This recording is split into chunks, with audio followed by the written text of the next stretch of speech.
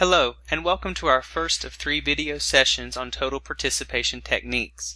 Each of these sessions are structured around Persida and William Himmeley's book of the same name. If you would like more information on the book, here is the link to the ASCD website. I would like to begin this session with a discussion of why we need total participation techniques in our classroom. Take a moment to examine this photograph.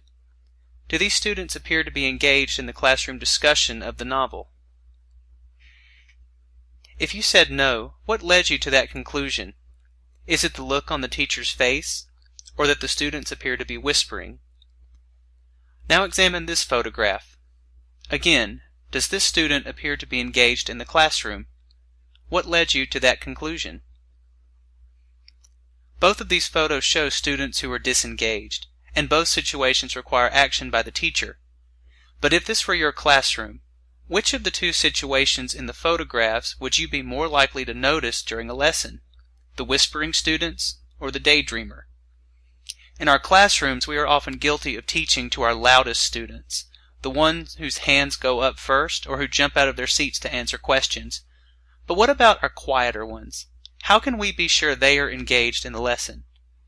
Consider another scenario known as beach ball questioning. The teacher asks a student a question who quickly throws the answer back to the teacher. The teacher then throws another question to a different student who quickly throws it back. At the end of this class discussion, the teacher has only managed to assess 3 or 4 students. What about the rest of the class? How do we know learning has occurred? Sadly, the cost of student disengagement is high.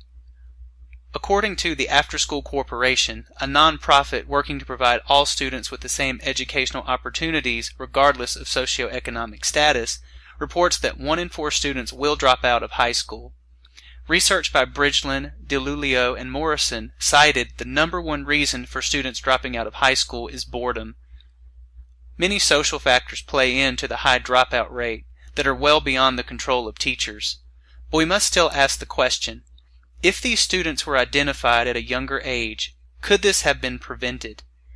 If we have a system for assessing the engagement of every student in our classroom, we can. This is the benefit of total participation techniques.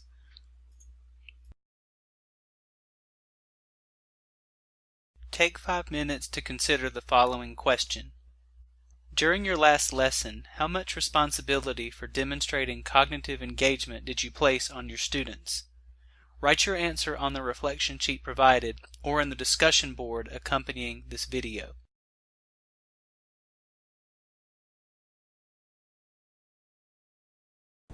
Well, I just kind of wanted to go around and talk about this, but if you don't mind, I do want to kind of share this because this right here really just kind of got to me. But with my 2nd and 3rd grade kids, I've been working on form in music. And basically they have to listen to a song and they have to break it apart and label each section the same and different. And we spent several classes on it, and I thought, these kids have got it. I gave them a test today, and over half of my kids, just nothing. They had no idea what was going on.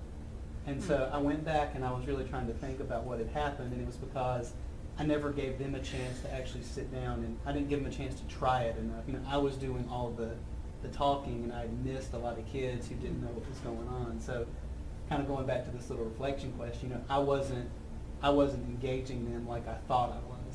So that was kind of my experience. And any of you guys wanted to share one of yours that you've written down? Well, there? of course, we had read that article before today. So that made me a little more conscious of trying to have everybody participate. But during our math time, because our kids are having so much trouble writing numbers, I let them get their whiteboards and their markers. And so this might not have been so much of the TPT, but I would let volunteers go up to write the numbers that were hard for most of them because they reverse them, the 2s and the 5s and this kind of thing. And so I felt like that, like you said, there 2 or 3 other adults were in there, but see, that's one person showing what they can do. Of course, they volunteered.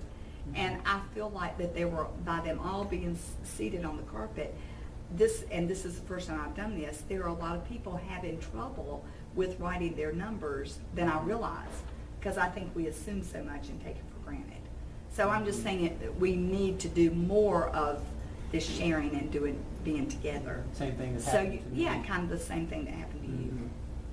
Yeah, the thing that I took from it, I was thinking they wanted percentage, so I was thinking that perhaps 60% of it, they were actually hands-on doing themselves, where I was thinking by teacher modeling with the science, they would get the grasp. But the next time I do it, which I'll wait a week and do it again, the same lesson, but let them come up and actually do everything I did today to see if it sticks a little harder. And that's kind of a good model too, that, you know, some of the books I was reading was talking about the I do, we do, you do kind of a model here, you know, it's just kind of releasing responsibility. So, yeah, and you'll, in this book here too, I mean, the biggest, you know, point of these little tricks is, I mean, these are just quick formative assessments, you know, it's just how can we check and make sure we're not missing any of them. So. Now that we have discussed the need for total participation in the classroom, I'm going to introduce several techniques you can integrate right away. We will begin by looking at several items found in your TPT packet. What we're going to look at now is I've given you a TPT folder, and that's your, I left mine in here. And so we're going to kind of dig through these. And you'll probably notice right away that I just went ahead and I created the one they recommended in the book, but right away, you know, being kindergarten teachers, you're going to see some problems here. And so by the time we're done, you know, I'm kind of, you know, what I'm hoping, because there's a lot of things in here that are typical for me as a music teacher too, but, you know, the point of this is, you know, you create this folder really. You know, these are just recommendations. But I kind of wanted to walk through and, you know, the first few chapters in this book cover each of these items here in this folder. So I just wanted to take a look at some of these really quick. And then I'm going to actually model a lesson using some of these just to kind of show you how some of these work. And then I had you bring a lesson plan, and then we're going to kind of take a look. If you did, we could just jot something down. And just to kind of, you know, just to give us a chance to see how might we use one of these, you know, just to kind of try them out and see. So I think the most important one I've found right here that I like is this one here that I've got on the gray cardstock. This is your processing card. And the way this works is when your students are working or they've got a question, and this is really good for your quiet ones, is, you know, they can sit it here with the yellow star saying, you know, I'm still working. And, you know, a lot of times too, you know, sometimes we'll see all these kids are cutting up going on. We assume, okay, everybody's finished, but, you know, we might be missing, of course, our quieter students sitting in the back. And the idea is once they're finished, you'd flip your card around to your teacher, you know, okay, I'm ready now. So that's kind of the first little thing. And a lot of these others are, you know, self-explanatory, your multiple choice cards. So these are kind of your A, B, C, D. If you wanted to kind of thumb through those right here too. And also I've given you a handout of all of these too if you wanted to copy any of them. Again, talking about, you know, some of these aren't for me for kindergarten. So true false cards, kind of an idea, you know, if you just wanted to, you know, just do a quick little thing, you know, give them a fact or something, they can hold up true or false, what they think. Then you've got, you know, these would be something too, but again, they're pretty small, but your number cards, you know, these just give you your digits. So if you're doing math problems and maybe you just wanted to see, you know, do they get it? I mean, you know, they could hold up 12, 2, something like that. So you got your number cards. And kind of something else I like that they had in here too. I probably use this quite a bit too, are the happy sad.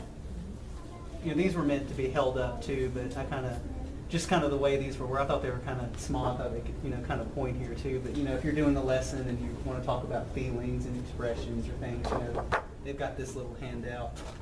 And then my favorite, I like these. These are called bounce cards. Again, these are great, I think, with older students. Again, I mean, all of these can be modified, you know, for younger kids. But these just help kind of, you know, these kind of help with your conversation. You know, it kind of gives kids a way to you know, talk to each other. Gives them little cues, and they can kind of bounce ideas off each other. So these are a few things that are just kind of in this packet here. Again, a few other things. You've got your hundreds chart, your alphabet chart.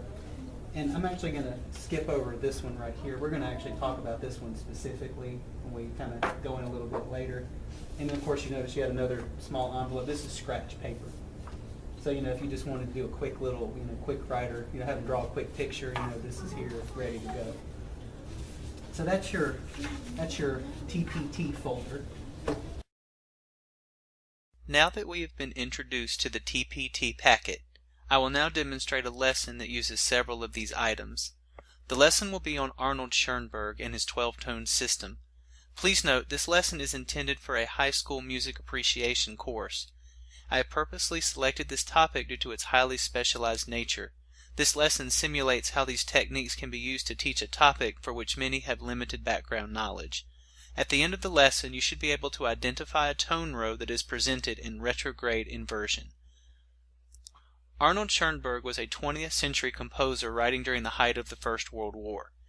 Due to the destruction and bloodshed he witnessed during the fighting, he came to believe that the music of the Western world had reached the end of its life. It needed to be rebuilt like the rest of Europe following the war. His solution was to create a brand new system of creating music to replace the traditional system of tonal harmony. This system was later named the 12-tone composition. Here's how it works. The composer arranges the 12 notes of the chromatic scale in any order he or she wishes. The set of 12 notes is called the tone row. The composer can then play these 12 notes in different forms to keep the listener from hearing the same sound more than once. Here's an example of this system in action. This piece is from Schoenberg's Suite for Pianoforte, Opus 25.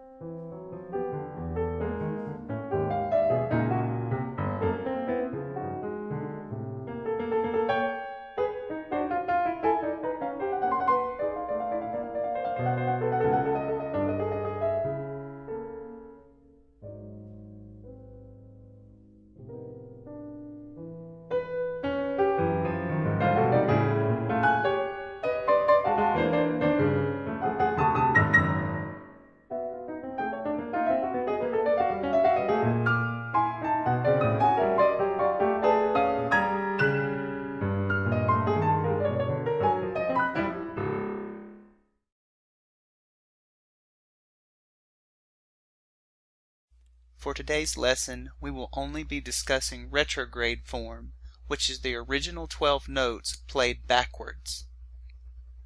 Please take out a piece of paper from your little envelope for a quick write. Respond to this prompt. The prefix retro comes from the Latin word for backwards. Name one other word that uses retro as a prefix and explain how it relates to your word's definition. I have provided an example if you need it. Also, please feel free to use your phones, laptops, or a dictionary to help you. This next activity will require you to use your bounce cards. Please discuss your quick write response with a partner. If you are participating from a computer, I have provided an example on the discussion board you can use. Also, here's a bounce activity from a professional development session at Oakland for you to observe. Okay, and so now, does everybody kind of have a word and you kind of come up with a little connection? So now what we're going to do is we're going to use your bounce cards, which are your little yellow cards. And this right here is going to kind of help us have a discussion of what we've come up with. And so this right here is just to kind of let you kind of share what you came up with. So, for mine, I came up with retroact, which means an action that influences the past. So, whatever your action basically is backwards, which is how I connected with it. And so now my partner, which could be one of you, could take a look at one of these cards and you could say, that reminds me of, or I disagreed. Or, Well, that's what I had. That reminds me of retroactive. I was thinking of, like, when you or at a doctor's office, and they say, we need to put you on another medication, but it's going to be, might be retroactive with another one. So that's going back. So, you know, the medicine can kind of interfere with medicines you've already taken.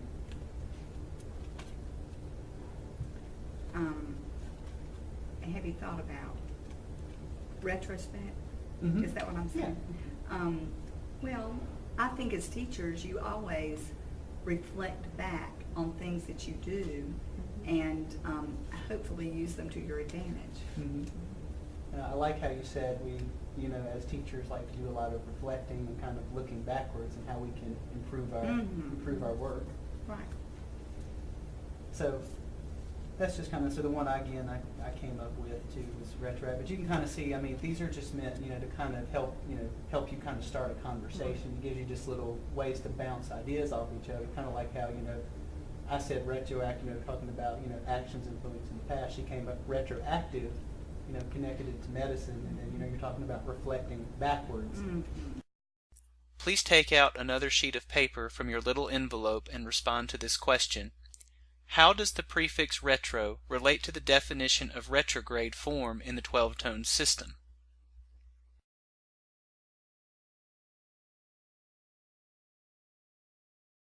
So how does that prefix relate to the definition for retrograde?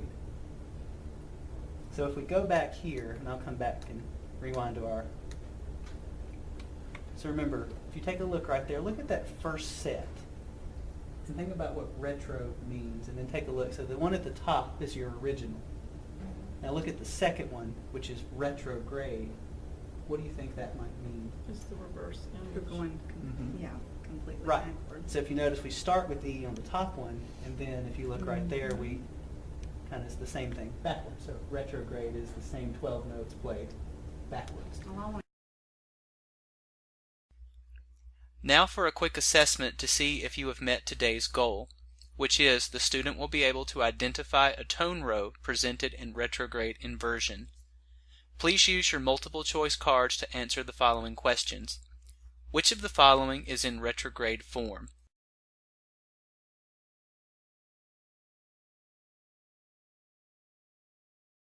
So now just a quick little assessment to make sure you understand what retrograde means. We're going to use our ABCD cards. So I've given you kind of 4 choices there. Could you hold up? So I've given you your original. So which one of those would be in retrograde form? Very good.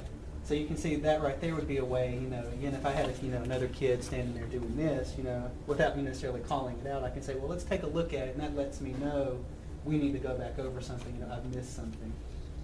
So you can kind of see too, that's kind of a way to... Well, you're getting everybody involved. Exactly. For our final activity, you will need one of your lesson plans. Please take a few moments to list the stages of your lesson, which we will use for this activity. Here is an example. This is a lesson from my classroom that I recently used to teach form to my 2nd grade students.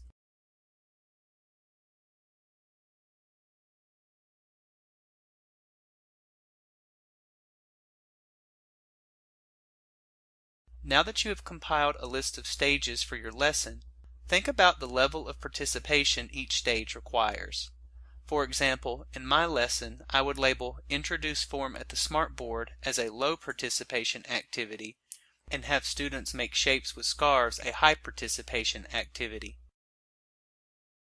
Once you have finished labeling your stages, reflect on the total amount of student participation the entire lesson requires. Examine my lesson. Do you see more low participation activities or high participation activities? What disadvantages does this high number of low participation activities create?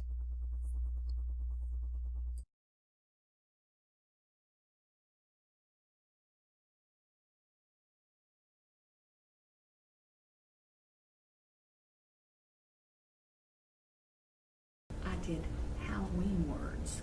They're having such a hard time. We discussed this on our field trip with these sounds. and blending them and understanding them. And I've learned that from pals. Mhm.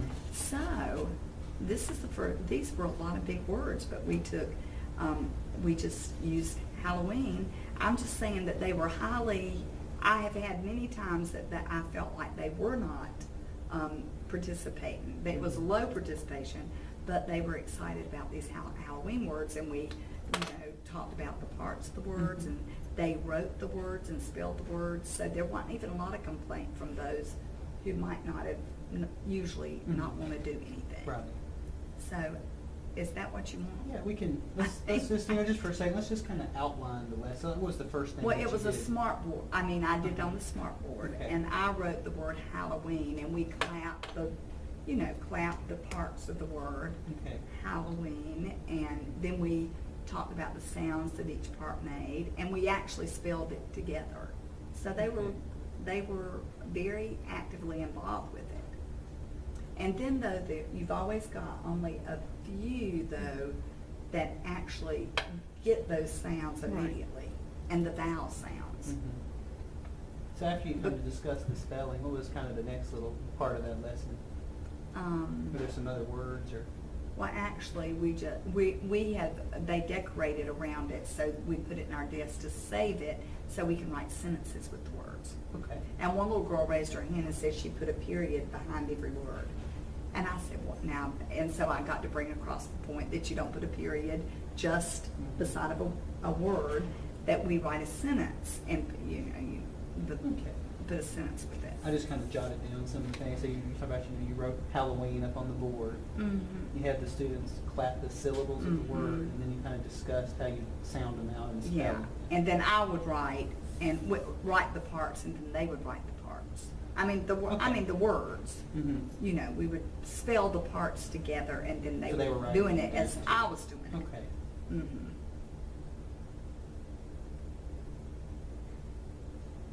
Students were right. And this was on a sheet of paper, not whiteboards. Okay.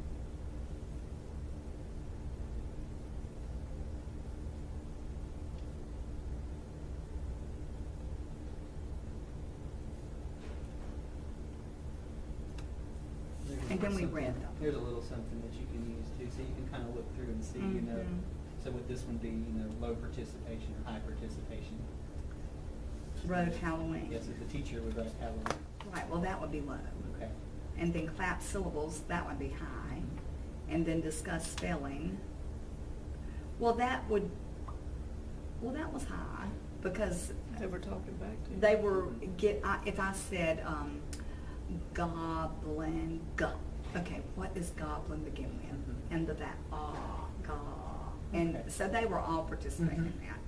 So that's high. Students write word. Well, that was pretty good. Mhm. And then discuss spelling. Okay. Or read the words. Okay. Did you get a chance to kind of Yeah. go through yours there Yeah. too? I got you a piece there, don't I? Well, the thing about it is that where they had time today Mhm. to go to the science table and investigate with the magnifying glasses. Everybody got a turn, so that was high. When we were talking about the water and whether things would sink or float, they were responding back, so that might be considered low, Mhm. but there was a lot of yelling out. We can also put, like I said, you can always say, well, it was kind of in the middle, Right. This could be a, medium. Yeah. Now, when I was discussing, the properties needed for an item to soak or float, I probably lost several of them there. You might have lost You got me them there. thinking though. Yeah. Yes. Yeah. But then we had to tally mark their predictions. Would this item sink or float? And someone was doing the tally marking, not me. Mhm. So that was high. And then,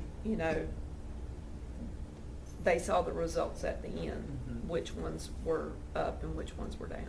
Okay. That is always the float and sink lesson is always very Yeah. excited I about like that. Yeah. that. Yeah. Playing the water. Now we are going to integrate total participation techniques into the lesson stages you listed. Select one item from your list that you labeled low participation. For example, I am selecting Demonstrate how to write form using letters.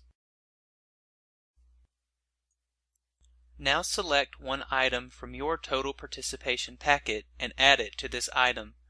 This will cause this stage to become a high participation activity. Take a few moments to complete this activity. Be prepared to share with the group or on the discussion board.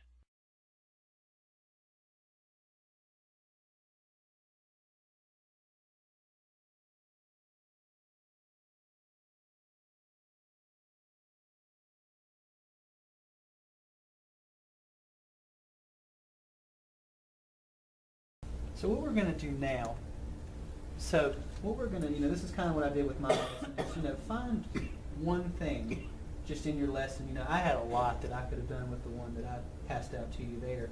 But what I wanted to see is, can we take one of our low participation activities and add one of these activities or another one you can think of? Like I said, it doesn't have to be from this folder. And then, so what I did here, my original was, kind of demonstrate how to write form using letters. Okay, that was me standing in front of the room while they listened to music, adding I was doing the letters. So what I could have done instead, and I've got a big set of whiteboards and markers, so instead, you're talking about having them write the sentences with you, I could have had them writing them with me, and they could hold them up. That way I know they're practicing right along with me. And again, that would change that to a high participation activity. So find one in that lesson, that you did, that you might want to use again. How would you change? Like maybe you could talk about. Trying to find a good one here. So when you were discussing the spelling, and this just kind of popped into my head. How might you use something like this to kind of help them sounding out those syllables? Well, that would be good too. But the alphabet is on their nameplate. Okay, so they see, could they've already use got those, it. and I did mention that. Yeah, so you've already got some of these too. But what I was thinking, if you, with any kind of spelling activity, you could say the word and they could write it on their whiteboard and everybody hold up the beginning sound to see if everybody got the right one. Right. And that kind of thing. Well, like another thing that popped into my head too is, I was talking about, if I would just copy, when we're talking about form or arranging, if it's the first piece of the song they hear, they put A. When it changes, they would put B, and if A comes back, they put A again. I could copy more of these, and that gives them a little manipulative they could use too. So they could take it out and say, well, that song was in A B. I don't have another A, but A B A form, and they could maybe they hear, okay, this has a C, so it's A B C A. So that was another way I thought I could add but this again, into with there, kindergarten, and this, Mm-hmm. but like making words, I know last year and I haven't done this year because it just was a disaster. But I tried it before a lot with first graders, and it just didn't work with kindergarten. But they had the letters of the alphabet in a bag. Now I've learned I need to just give them the letters that we are working on that week. But for spelling, they have a make a word little folder, and they try to spell the words. Well, in kindergarten, they just lose their letters. They can't keep they just can't keep up with their stuff. Right. A lot of them can. So that was a disaster. You learn, don't you? So maybe using the whiteboard's better than using the letters. Okay. Did you need more time with yours? Or Oh, you got it? no. The biggest thing is just having them actually do more of the discussion prior to dropping the items in the water. Let them talk about it, and Or predict. yeah, and they Before you did it, maybe. right. You would have maybe make copies of a star or a horseshoe, and the horseshoe is no, and the star is yes. Maybe that would work. Where Okay. some of them That would be can't good. identify yes and no. So. And that was the thing again, like when I opened up and kind of put the packet together, and it was the first thing that I really noticed is there's not a lot of pictures for the younger Right. kids. Right. Yeah. We could always have done with the phones Right. or something like that. Yeah. It would be something if you wanted to think about a kit you could keep. That would be something to think about too. Thank you all so much for being a part of this session. For next week, please experiment with one item from the TPT packet in your classroom.